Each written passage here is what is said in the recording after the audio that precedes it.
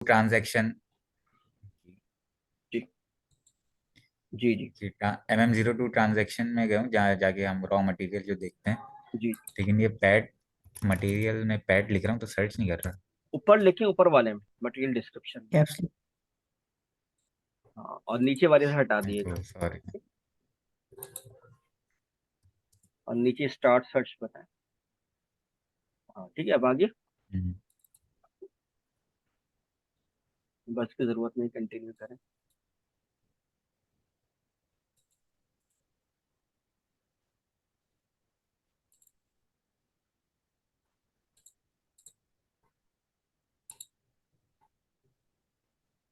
जी। मैं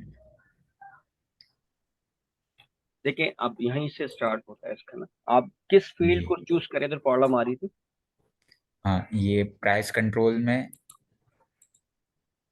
एक स्टैंडर्ड है और एक ये मूविंग एवरेज प्राइस है। ठीक। एवरेज प्राइस को मैं सिलेक्ट कर रहा था, हाँ इंटर किया है। लेकिन ये देखें ऐसा है, ठीक है। ऐसी है, ये स्टिल ऐसे। हम्म। यहाँ मैं गया हूँ, इसको मैंने असल में देखिए, बात यहाँ सुनिए, डबल क्लिक किया मैं आपको बताता हूँ।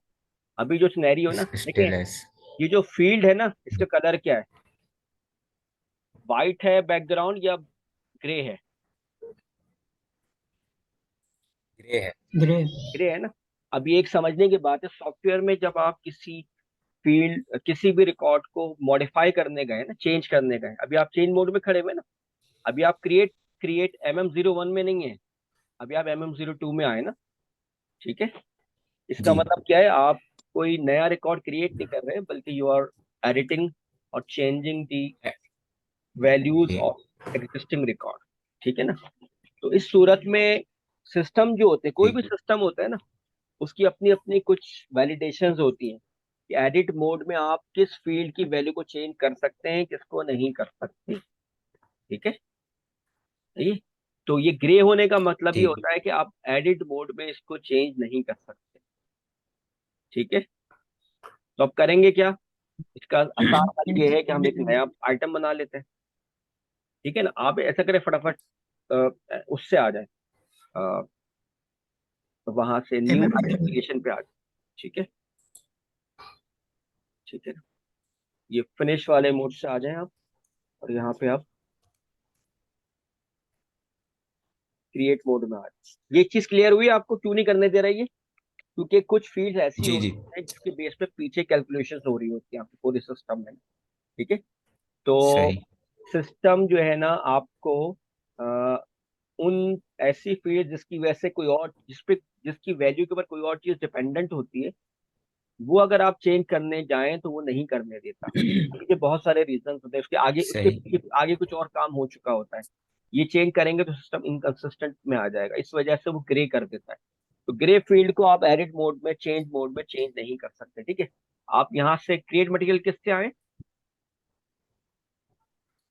MM01। ठीक है, अब आप ये ले लें मटेरियल का कोई यहाँ पे आप इंडस्ट्री लें और मटेरियल की टाइप बताएं।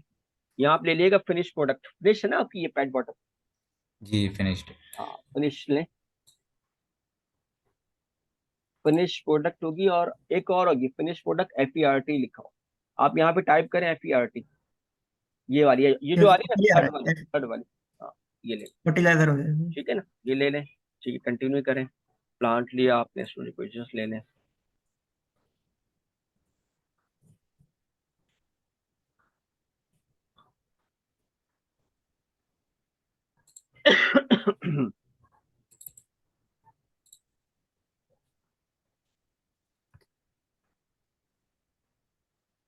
Storage location.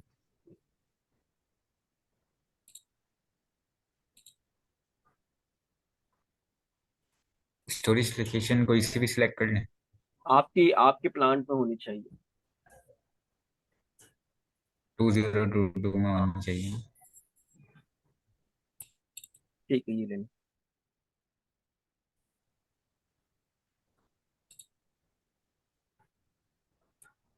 इसको डिस्क्रिप्शन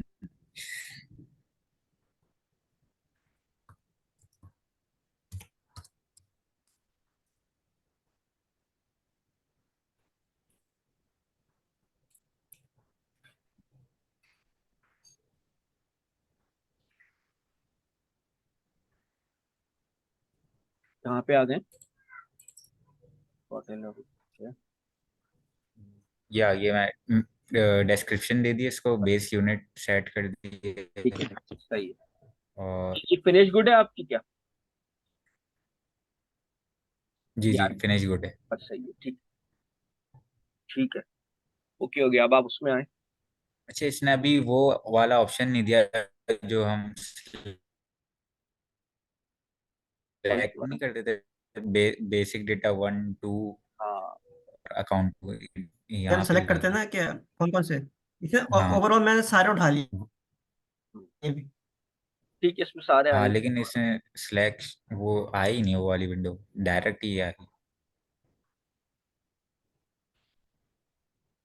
अच्छा, इसमें अब ये तो मैंने सेट कर दिया, अब यहाँ तो कुछ खास है नहीं। मटेरियल ग्रुप,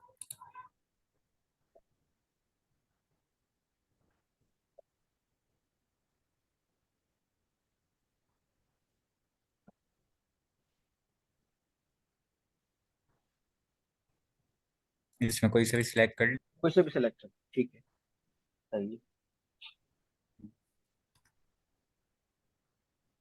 सेव करना होगा।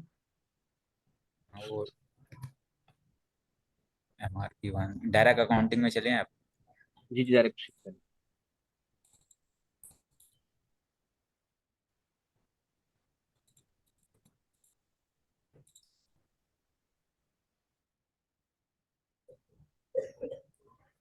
ये सारी डिटेल्स फिल आउट करनी पड़ेंगे पे MRP भी।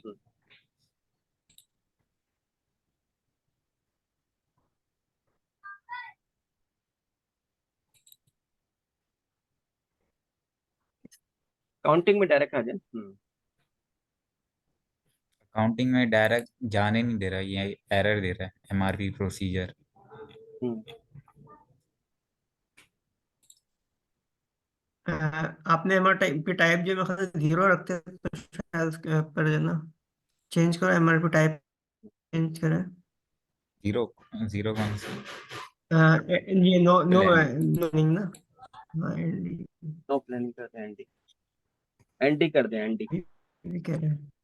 सही सेव करें, वही। सेव हाँ, सेव करें। सेव अभी अकाउंटिंग वाली वैल्यू अब तो डाल दें। अकाउंटिंग में आने दिया ना। ये असल मसला इधर का था ना, यहाँ। अब देखें, अब इसने देखें, अब इस फील्ड का बैकग्राउंड व्हाइट आ रहा है। ठीक है, इसका मतलब आप चेंज कर सकते हैं। ठीक है, एडिट मोड में इसको चेंज जी अलाउ नहीं करना, लेकिन इसके नीचे देखें, न्यू मोड में इन्वेंट्री वैल्यू 0 आ रही है। ठीक है ना, हालांकि आप न्यू मोड में, क्योंकि ये फील्ड यूजर एंटर नहीं करता है, सिस्टम खुद जी कैलकुलेट करता है। नीचे वाली इन्वेंट्री वैल्यू देख रहे हैं आप? ठीक है ना, सिस्टम खुद दिलाता है, इस वजह से वो ग्रेड आ रही है, मीन्स वो डिसेबल्ड आ जी रही जी। है। ठीक है, अब आप सेव करें इसे। अच्छा, अब आपने लिया है प्राइस कंट्रोल। सही। ठीक है जी, average. Standard price, standard price देनी होगी ना पहले तो। जी, आगे आपने प्राइस प्राइस भी देनी होगी। Standard price 500।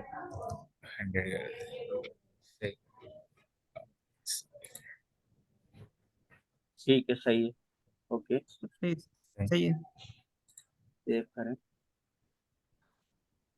Valuation class. Operation class पे।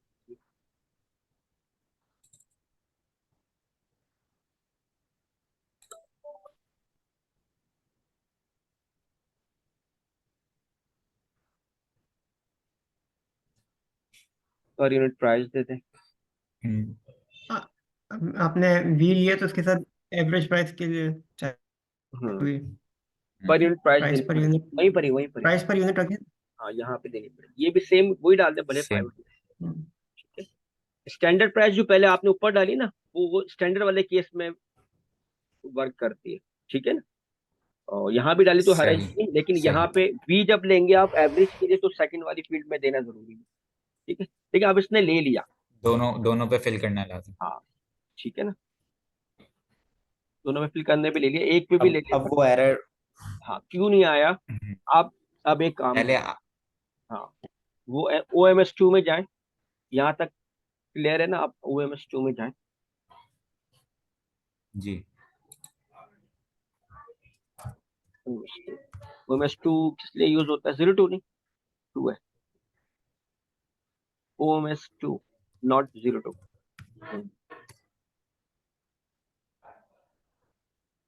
यस। आ, इसको यस कर दें, ठीक है। नो। जी ठीक है, अब यहाँ सर्च करें, कौन सी मटेरियल टाइप थी आपकी? मटेरियल टाइप फिनिश थी। हाँ, लेकिन उसके पीछे जो कोड दे रहा था ना, वो मटेरियल IARM था ना, जिसपे एरर आ रहा था हमारा। ठीक है, जी जी, आइए आ रहे सर्च हैं। करें, सर्च करें, ऊपर सर्च का बटन है, IARM लिखते हैं।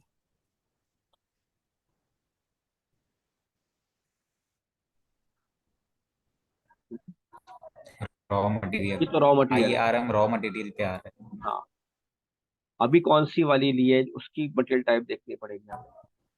आई IARM। चले बड़ा ये ले जी ले, मैं आपको यहाँ पे मैं आपको वो तो क्लियर कर दूँ कॉन्सेप्ट क्या, यही ले लें, यही ले लें। ठीक है, फील्ड तो सेम आती है ना, डेटा कुछ और भी, IARM ही ले लें, कॉन्सेप्ट क्लियर होना चाहिए आपका। जी, ठीक है, आइए आ रहे हैं, ठीक है, कंटिन्यू। कंटिन्यू करें।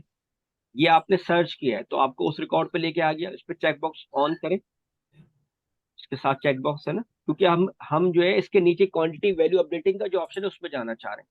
ठीक है, लेफ्ट साइड पे ट्री में आ रहा है ना, जी क्वांटिटी वैल्यू अपडेटिंग, उस पे, उसको डबल क्लिक करेंगे आप, क्योंकि हमने इस मटेरियल टाइप की क्वांटिटी और वैल्यू अपडेटिंग के पैरामीटर सेट करने के जी क्या है।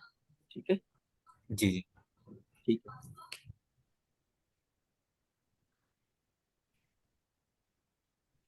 डबल क्लिक करें। डबल क्लिक करें।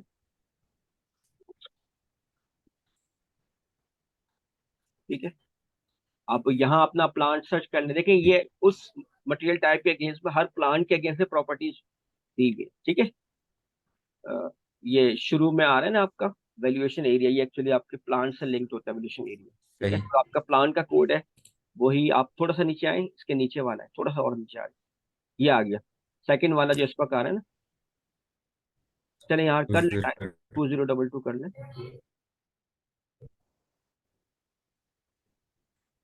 ये आ गया 2022। हाँ, 202। ठीक है, अब हुआ क्या था पहले कि क्वांटिटी अपडेटिंग के जो कॉलम है ना, और वैल्यू ये अपडेटिंग, आ गया है 222 पोजीशन पे टाइप किया है, ये जी जी आ गया है। बिल्कुल सही। अब देखें आगे, क्वांटिटी अपडेटिंग और वैल्यू अपडेटिंग दोनों में चेक ऑन हुआ हुआ है। क्लास चेंज कर। नहीं, ये दोबारा बताना, क्या बोला है आपने?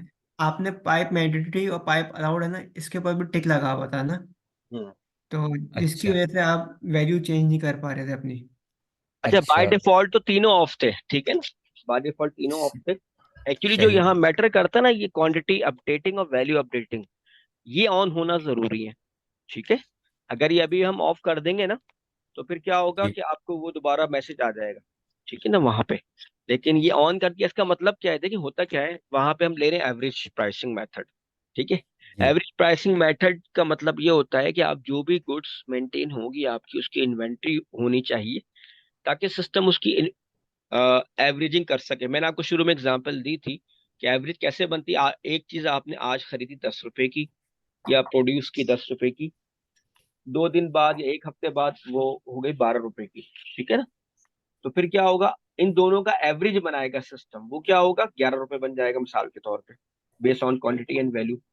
ठीक है ना, ठीक है, तो लेकिन ये उस वक्त तक एवरेज नहीं बन सकता जब तक कि आप उसकी क्वांटिटी और स्टॉक मैनेज ना कर दें। ठीक है ना, सिस्टम उसका क्वांटिटी और वैल्यू को स्टॉक में मैनेज ना कर रहा हो।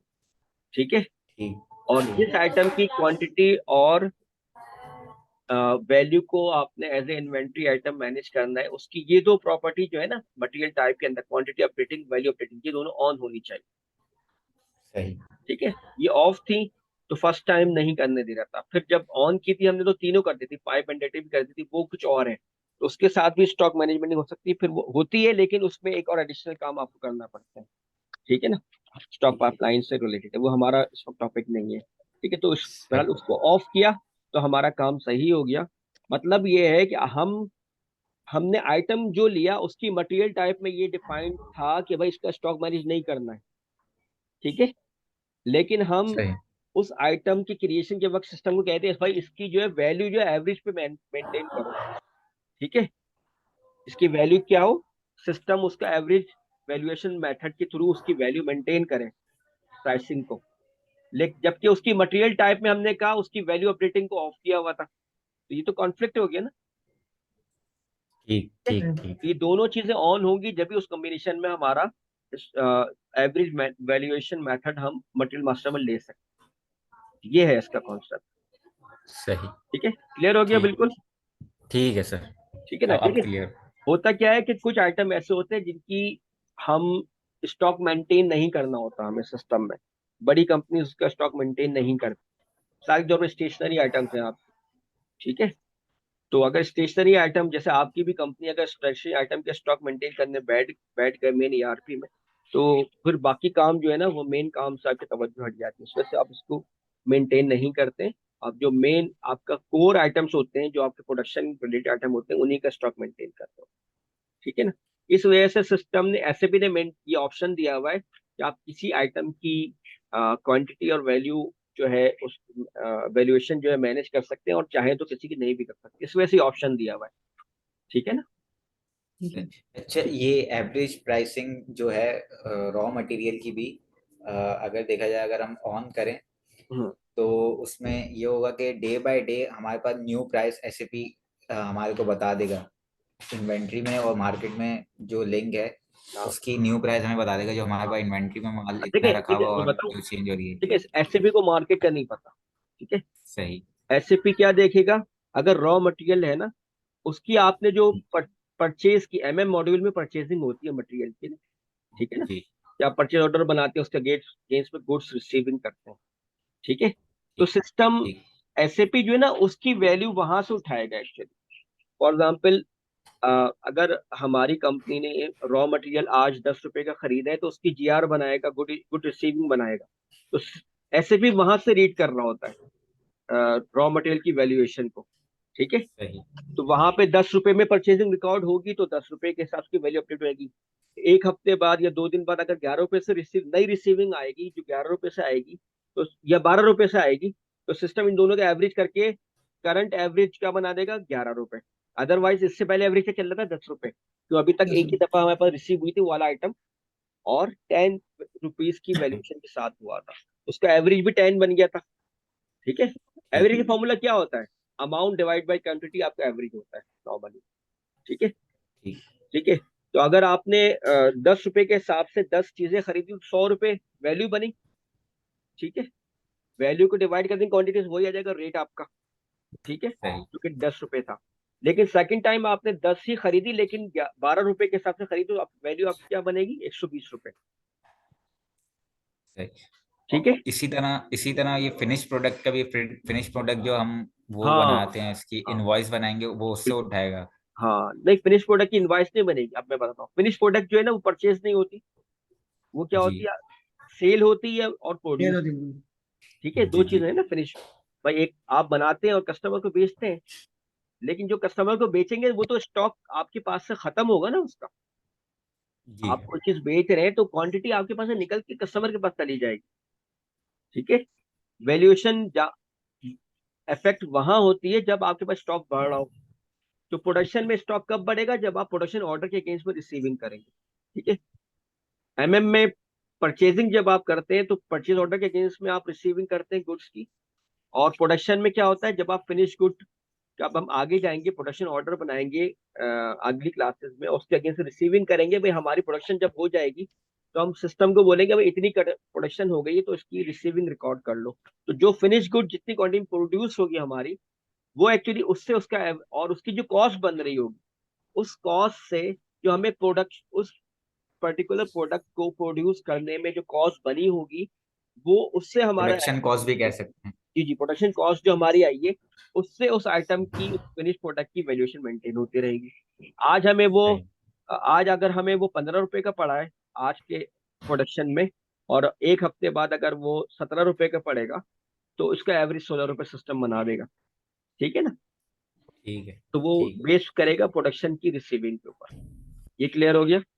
ठीक है, तो जी। एवरेज वैल्यूएशन जो भी होती है, इन्वेंट्री की वैल्यूएशन जो भी होती है, वो आपकी गुड्स की रिसीविंग के बेस के ऊपर होती है। अगर आप परचेज कर रहे हैं तो के मॉड्यूल में उसकी एवरेज मेंटेन होगी, और अगर आप प्रोड्यूस कर रहे हैं तो पीपी में उसकी जो है वो आपकी एवरेज मेंटेन होगी। और एवरेज रेट कब चेंज होगा? जब आप कोई चीज रिसीव करेंगे और उसका रेट आपके प्रीवियस रेट से चेंज होगा। ठीक है? ठीक ठीक है ना? ठीक। और जब आप सेल करेंगे ना, एक तो सेलिंग प्राइस होगी आपकी। ठीक है? जब आप जी सेल जी करेंगे, एक तो फॉर एग्जाम्पल 16 रुपए की चीज है, आप बेच रहे हैं कस्टमर को 20 रुपए में, तो 20 रुपए आपकी सेलिंग प्राइस हो गई, लेकिन 16 रुपए क्या है? उसकी कॉस्ट प्राइस है उसकी प्रोडक्ट, जो सही। आपकी एवरेज बेस पे मेंटेन हो रही है थ्रू प्रोडक्ट पीपी मॉड्यूल। ठीक है ना? ये क्लियर है? सही। जी क्लियर है। ठीक है ना? क्लियर। ठीक है। अब हम आगे बढ़ते हैं। हमारे पास जो नेक्स्ट टॉपिक है आज का, यहाँ तक क्लियर होगा? आगे बढ़े अब हम। जी जी। ठीक है ना? जी कंटिन्यू। आज का जो टॉपिक है हमारा, वर्क सेंटर हमारा अलहमदुलिल्लाह कंप्लीट हो गया था। नेक्स्ट जो हमारा है, स्क्रीन नजर आ गई मेरी? नहीं, अभी वकास की है। वकास की आ रही है ना? मैं, आप स्टॉप शेयर कर दिए वकास, आपके पास कर दी। कर दी? कर दी मैंने, स्टॉप कर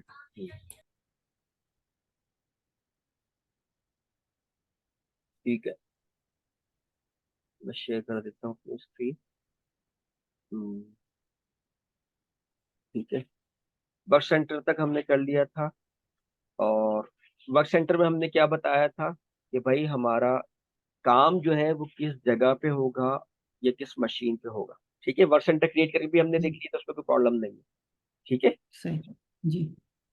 अब वर्क सेंटर जो है ना, ये क्या होगा? अ,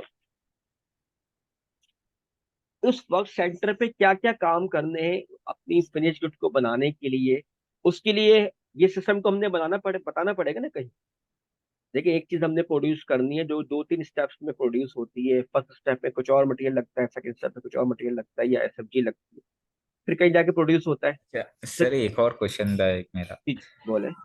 ये हम तो प्रोडक्शन प्लानिंग का कर रहे हैं ना, उसका आपने और स्ट्रक्चर बताया था, ऑर्गेनाइजेशन स्ट्रक्चर ये होता है कि क्लाइंट आएगा, कंपनी आएगी, फिर कंपनी कोड के अंदर प्लांट है, फिर उसके हाँ, अंदर वर्क वर्क सेंटर है। बिल्कुल सही। तो अब जैसे सेल्स एंड डिस्ट्रीब्यूशन वाले हैं एचडी, उनका ऑर्गेनाइजेशन स्ट्रक्चर अलग होगा हमसे? नहीं नहीं नहीं नहीं नहीं, देखिए, मैं बताऊं, ये जो, मैं आपको बताता हूँ, हमारा जो ये था ना, जो ऑर्गेनाइजेशन स्ट्रक्चर, अच्छा ये तो वो है ऑर्गेनाइजेशन स्ट्रक्चर में जो शुरू की 4 चीजें हैं ना आपकी, आ, शुरू की 4 चीजों में क्या क्या चीजें आती हैं आपके पास? सबसे पहले कंपनी होती है, जो हमने पढ़ा था ना शुरू की स्लाइड, फर्स्ट स्लाइड जो होती है हमारी। ठीक है? जी जी। जी। कम क्लाइंट सबसे आएगा, फिर उसमें क्लाइंट कंपनी था, कोड है, क्लाइंट के बाद क्या था हमारे पास? कंपनी था, कंपनी कोड का। कंपनी कोड था, कंपनी कोड के बाद हमारा प्लांट था, और स्टोरेज जी लोकेशन थी। ठीक है? जी ये 4 चीजें जो है, ये तो हर मॉड्यूल के लिए एक ही रहेगी। ठीक है ना? मतलब ठीक। जो कॉन्फ़िगरेशन करेंगे चारों मॉड्यूल के लिए एप्लीकेबल होगी। ठीक है? फिर हर मॉड्यूल की अपनी कुछ स्पेसिफिक स्ट्रक्चर होता है। जिस तरह हमारे पास मास्टर सेटअप है, ठीक है, वर्क सेंटर है, और मटेरियल मास्टर वगैरह है, इसी तरह, और हमारे पास स्टोरेज लोकेशन है। ठीक है? इसी तरह जी एसडी वालों के लिए एक और चीज होती है, वो कहलाती है सेल्स ऑर्गेनाइजेशन। ठीक है? ठीक है? सही। वो उनके लिए एक अलग अलग एक स्ट्रक्चर, एक नई चीज वो सिर्फ उनके लिए वैलिड होती है। अदरवाइज क्लाइंट, कंपनी को जो प्लांट जो है ना, ये सारे मॉड्यूल के लिए यूजफुल होता है। ठीक है?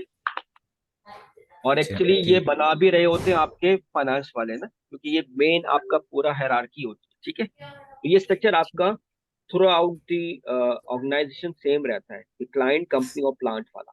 इसके आगे हर सर मॉड्यूल वाले अपनी अलग अलग सेटिंग कर रहे होते हैं। जिस तरह हमने जो है ना अपना वर्क सेंटर बनाए, अब हम जा रहे हैं ठीक उसके आगे राउटिंग के ऊपर। ठीक है ना? ठीक। क्योंकि मैं ये समझा था कि प्रोडक्शन जो हो रही है वो तो प्लांट पे होती है, तभी हमारा कंपनी के अंदर डायरेक्ट प्लांट आ गया। अब हाँ सेल्स वाले और फाइनेंस वाले, उनके लिए तो प्लांट शायद ना होता हो, उनके लिए हाँ। कोई और चीज नहीं, होती मैं आपसे देखिए, प्लांट है। टू प्लांट जो है ना, प्लांट की हमने डेफिनेशन क्या पढ़ी थी? क्लियर है? किसी को जहन में है आप दोनों में से? प्लांट वो होता है जहाँ हमारी प्रोडक्शन एक्टिविटी होती है, जहाँ हमारा मटेरियल फाइनल प्रोडक्ट बनता है, या फिर डिस्ट्रीब्यूशन सेंटर को भी कह सकते हैं। हम्म, बिल्कुल। प्लांट जो है ना वो आपका एक्चुअली मेन लीगल एंटिटी होती है। ठीक है।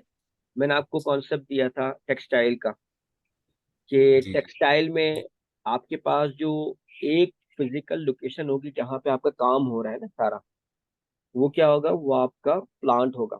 ठीक है। इसकी डेफिनेशन हमने क्या पढ़ी थी? ऑपरेटिंग एरिया और branch with in a company, ये हमने पढ़ा था। ठीक है। ठीक है। तो एक ब्रांच जो है ना उसमें से प्रोडक्शन तो नहीं हो रही होती है। ब्रांच जो होती है किसी कंपनी की, एक फिजिकल लोकेशन जो होती है, उसमें से प्रोडक्शन तो नहीं हो रही, सेल्स भी उसी पे हो रही है, और आपकी परचेसिंग भी वहीं पे हो रही है, ये तो पूरी कंपनी है। तो plant does not specific to the production. Plant जो है आपकी पूरी ऑर्गेनाइजेशन को डिनोट कर रहा होता है। तो दोबारा हम समझ लेते हैं, कंपनी जो है ना वो आपकी कंपनी जो है वो लीगल एंटिटी है। ठीक है। अगर उसकी मल्टीपल लोकेशंस हैं, ठीक है, तो वो क्या होंगी, सही। उसके अलग अलग प्लांट्स होंगे। और ये जरूरी नहीं है। और अगर मिसाल के तौर पे कंपनी जो है आपकी, उसकी एक ही लोकेशन है, छोटी कंपनी है, मतलब बहुत ज्यादा उसकी लोकेशन, फिजिकल लोकेशन एक ही है, तो क्या होगा, उसका प्लांट जो होगा वहीं पे सारे काम हो रहे होंगे। उसी प्लांट, जो एक प्लांट मतलब फिजिकल लोकेशन है। ठीक है। और प्लांट की डेफिनेशन हमने क्या पढ़ा था? ऑपरेटिंग एरिया और branch with in a company is called a plant. ठीक है। जी तो एक ब्रांच जो होगी, फॉर एग्जाम्पल हेड ऑफिस है, वो हेड ऑफिस कहलाए। अगर किसी कोई और ब्रांचेस नहीं है कंपनी की, तो हेड ऑफिस ही उसकी मेन सिंगल ब्रांच होगा। ठीक है। वही सब जी। कुछ होगा उसका। तो वहां पे सही। ही आपकी परचेज वाले भी वहीं बैठे होंगे सारे, जो मटेरियल परचेज कर रहे होंगे, फाइनेंस वाले भी वहीं पे बैठे होंगे आपके। ठीक है। उसी प्लांट में बैठे होंगे। इसी तरह एसडी वाले भी वहीं बैठे होंगे, सेल्स एंड डिस्ट्रीब्यूशन वाले भी। ठीक है। और प्लांट ठीक। पीछे लिखा हुआ भी था स्लाइड में, कि मैन्युफैक्चरिंग, डिस्ट्रीब्यूशन, परचेजिंग और मेंटेनेंस फैसिलिटी। ठीक है। तो प्लांट जो है आपका, वो आपका कॉमन हो सकता है। ठीक है।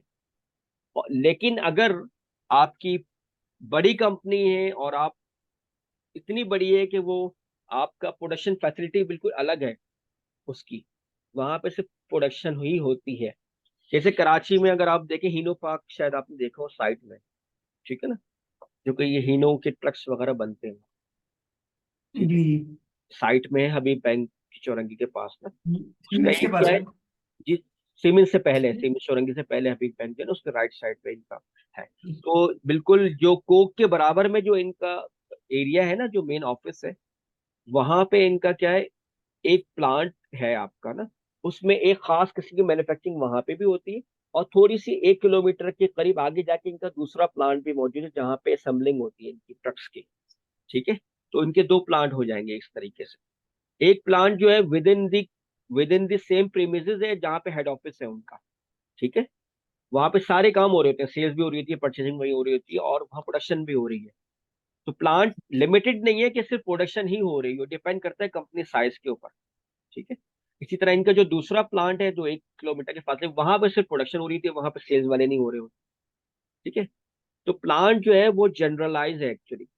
अगर कोई सिर्फ सेल्स की कंपनी है ना, अगर कोई सिर्फ सेल्स की कंपनी है जो कि मैन्युफैक्चरिंग नहीं करती, सिर्फ ट्रेडिंग करती है, चीज खरीदती है और बेच देती है, और उसके मैन्युफैक्चरिंग नहीं होती है, तो फिर क्या है, प्लांट उसको भी खोलना पड़ेगा, क्योंकि एसएपी की रिक्वायरमेंट है। ठीक है। भले उसके यहाँ प्रोडक्शन नहीं हो, लेकिन मिनिमम वन प्लांट आपको चाहिए होगा। क्यों?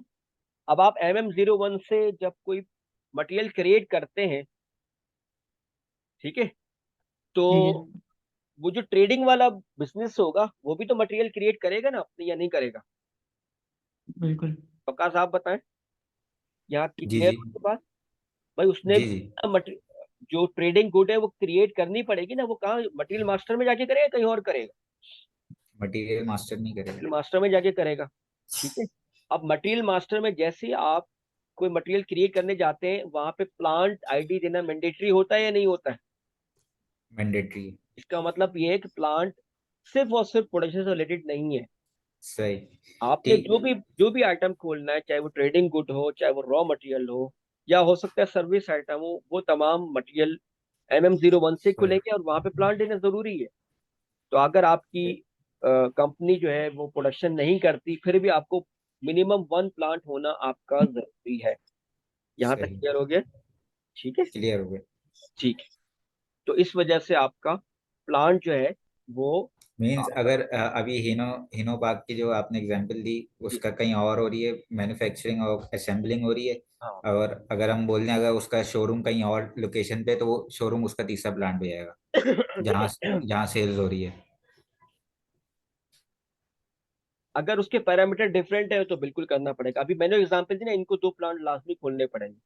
ठीक है ना? सही। क्योंकि हर प्लांट की अपनी कैपेसिटी अलग होगी, पैरामीटर्स अलग होंगे, इवन उसका एड्रेस अलग है। ठीक है ना? जी जी। तो वो खोलने पड़ेंगे जी। बिल्कुल। ठीक है ना?